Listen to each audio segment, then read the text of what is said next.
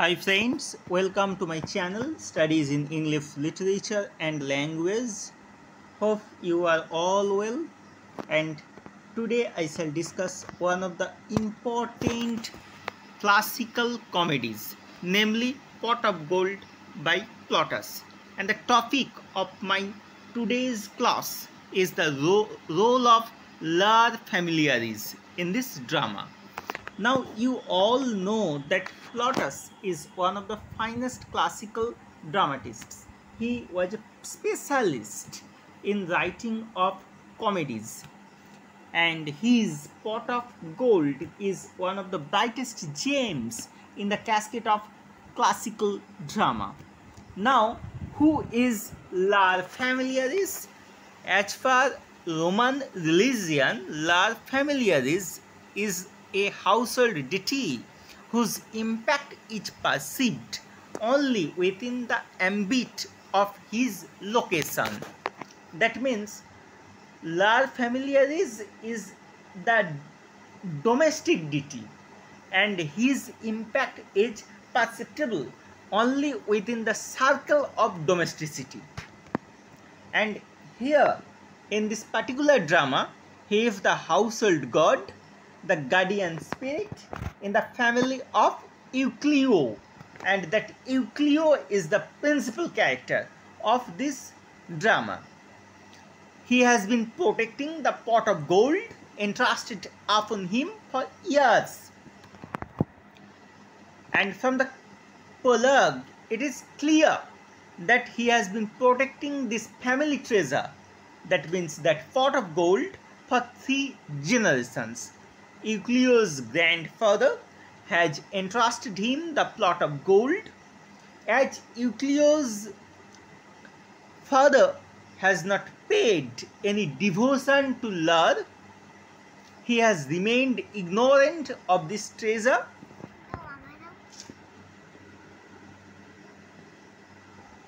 But Euclio's daughter, Phaedra, has devoutly paid her devotion to Lar, and resultantly Lar has guided Euclio to the place where this pot of gold was hidden.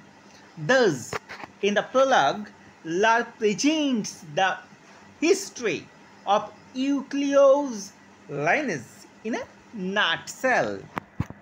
So this is one of his functions, that Lar gives offstage information. He gives us the past information.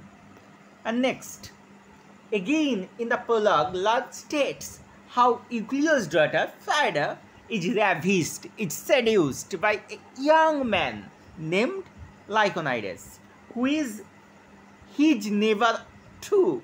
That means he is the neighbor of Euclio also. And Lar also discloses how Euclio treats his slaves in an inhuman manner. And in this particular context, one thing should be mentioned, that this young man, that means Lyconides, was a rich person. He belonged to an affluent family. On the other hand, Phaedra is the daughter of a miser, and she belongs to the poor class of society. So, what the prologue presents to us? In the prologue, Lar presents one of the thematic concerns of this particular drama. And what is this thematic concern? The thematic concern is related to gender oppression and class oppression. Here, what we are finding? That Phaedra, a poor girl, is ravished by a young man who belongs to the affluent society. So, the prologue in this way presents the theme of sexual exploitation of the poor girls by the rich and wealthy people. And this gender oppression also happens in one of the celebrated novels of the Victorian period, namely trace of the D'Urbervilles. Trace of the D'Urbervilles, where poor Trace is physically exploited by Alec. Next, in the prologue, another thematic concern, another theme has been touched by the dramatist. And what is the theme? Here, what we are finding, that our central character, that means Euclio, treats his slaves in an inhumanly manner. And this is one of the dominant themes of this drama. And this theme is related to the master-slave relationship. Here, our principal character, that means Euclio, is the master and the slaves are the slaves. So, this is one of the dominant themes. That means master and slave relationship. And this theme is a recurrent one in literature, as is found in The Tempest and Waiting for Godot. Next, another function of Lar in this play is related to the plot. And what is this function? We all come to know from Lar's speech that Euclio's daughter Frida is ravished by the young rich man Lyconides. Lar states that he wants to set things right. Thus he hints at the future events of the play and prepares the audience for the things to come.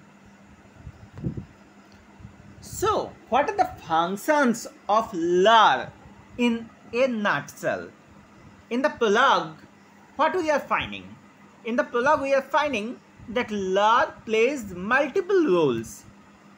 He informs the audience of the past. He provides the outline of future. He prepares the audience for the future, and he also gives us information related to the present situation. Thus his function is a choric function. He acts just like the chorus of classical drama or like the Sutradhar character of Indian dramatic tradition.